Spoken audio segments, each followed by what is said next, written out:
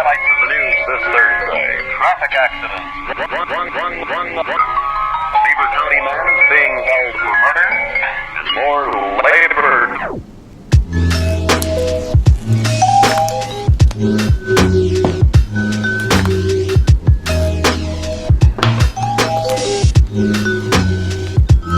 So this is the new 911 book that I got the other day that Natasha bought for me.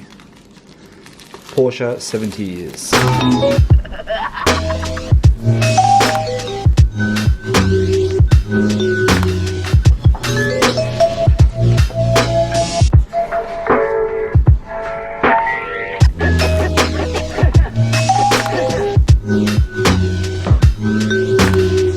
Yeah, so this is the book, Porsche 70 years, 70th anniversary this year, as you guys know. There was a 50th anniversary book as well, which was done by the same author. This is the 70th anniversary. One of my subscribers told me about that. I didn't realize I haven't got the 50th anniversary. This is the first time I've opened it. I just opened it now. It's a really, really nice book. I mean, the photographs are excellent.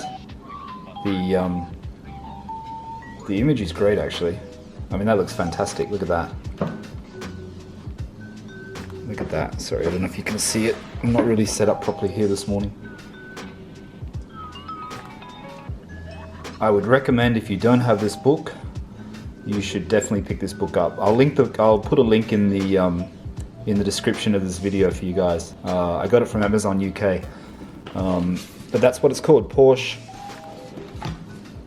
70 years. There is no substitute. I mean, it has a really good section on the. Sorry, let me just put that there.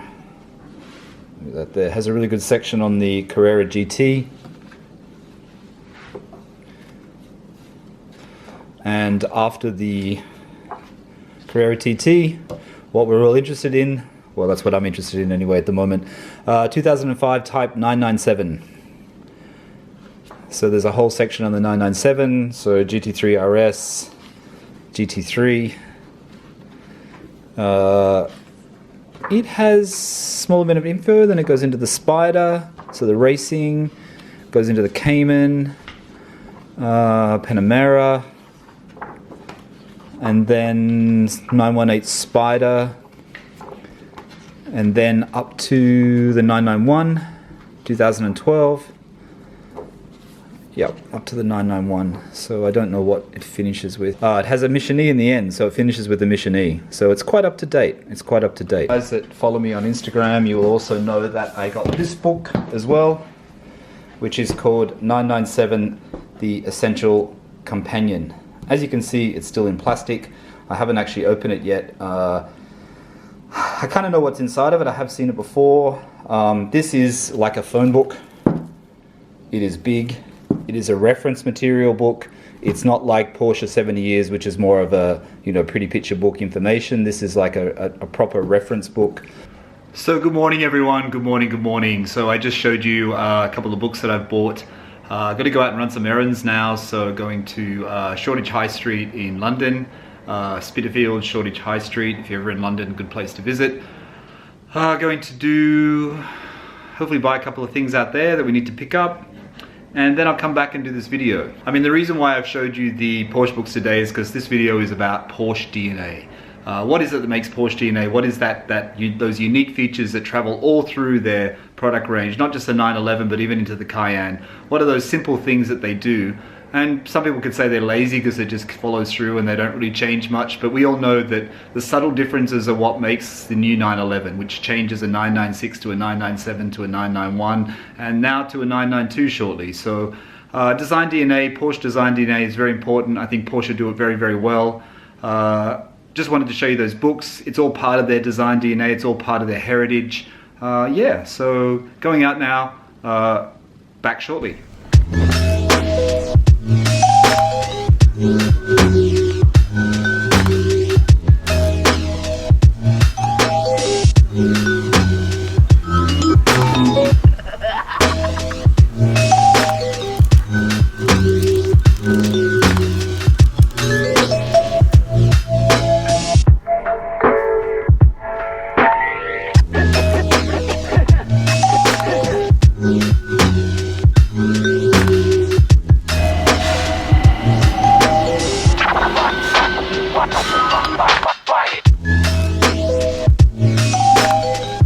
Sunset in London.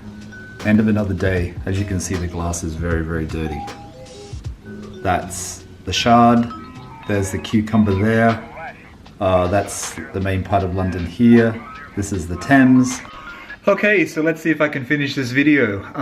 What were we talking about this morning? We're talking about Porsche Design DNA. I showed you those books. One, which was really good, great imagery, great Porsche history. The other book, the 997 Essential Guide, that guy does a few books. I think he was originally a Renlist member. I know some people criticize that book and there's a few errors in that book, but I've also read that it's quite a good one to have.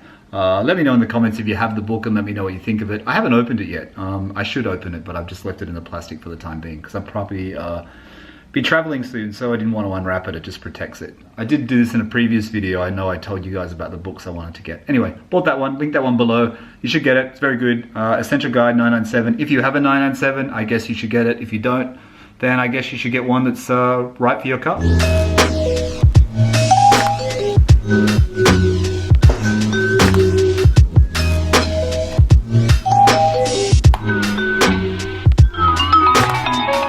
I mean, the first key feature in Porsche Design DNA, and this is a video that Porsche brought out a little while ago. You guys may have seen it.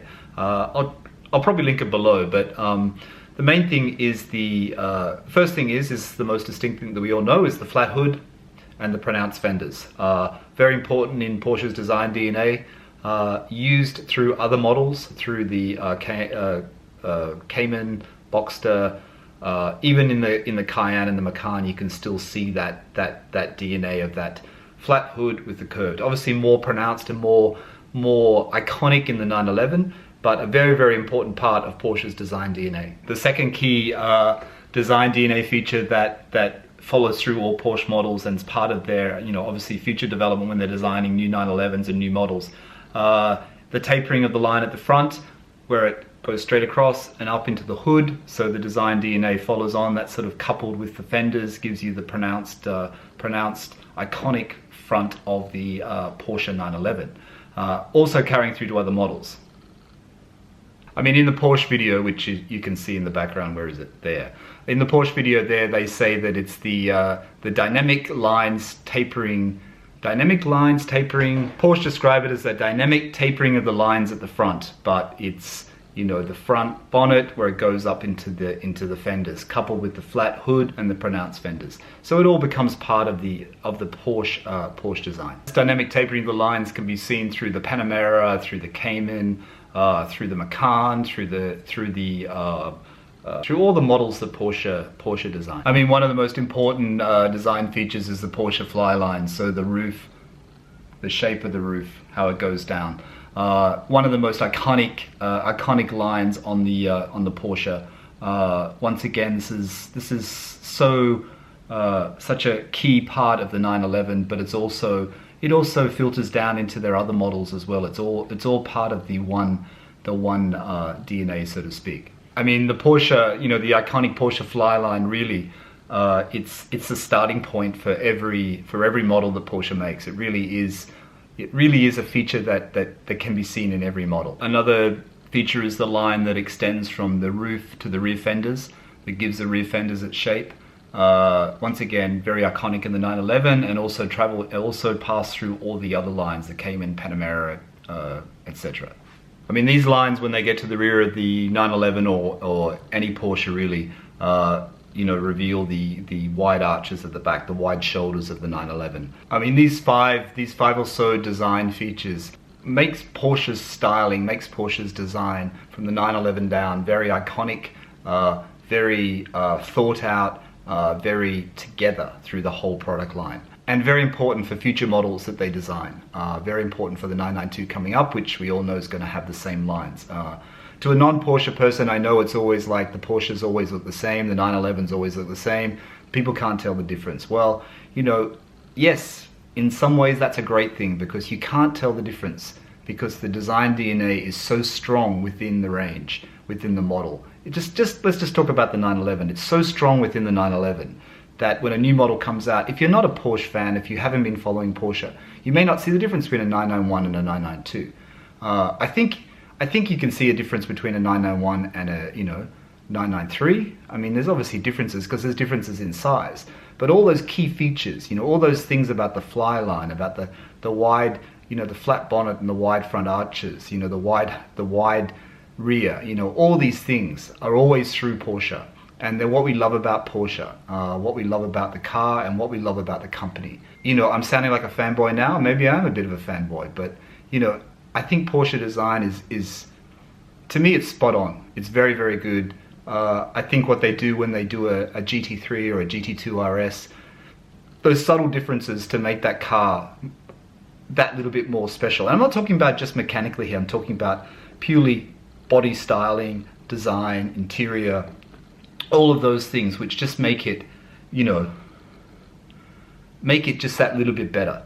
You know what I mean? It's not, and of course the sound when you start it up, but just to look at it, you just know there's just something so special there. And it's still the 911, it's still that iconic shape that's been built around, and it just adds to it. And it adds something so important and so special. And I think this is the reason why at the moment GT cars are so sought after. I mean, GT3s, GT3 RSs, you know, and I think it all started when the 996 was really undervalued. The 996 GT3 was so undervalued, what, 4 years ago? And that was, you know, no one really wanted it because it was a 996. Now, you know, as we know, they've become very collectible. I mean, Magnus Walker's got a Gen 2 996, so, you know, people who are primarily air-cooled type people have now got a water-cooled car. It's the only water-cooled car I think that he has, water-cooled 911, I should say, that he has. You know, so I think that was the start of it. And then the 997.1 and 997.2 GT3 are very, very good cars. The GT3 RS was a great car.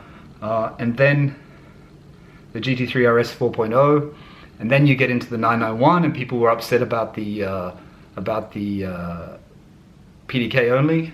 And now you've got the 0.2, which has just pushed it up crazy. And 901, the 0.1 GT3s are still hard to come by. They're still expensive. They haven't fallen in price.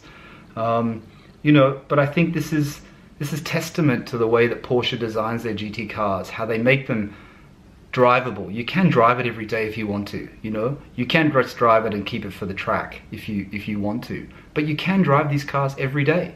And it's part of their thinking. They're thinking all the way through the process, you know, and I think it's pretty special. I'll put a link for the book in the bottom in the description of this video. Pick it up. It's a great book. Porsche 70 years. I recommend it. Yeah. Till next time. Thanks for watching. Bye.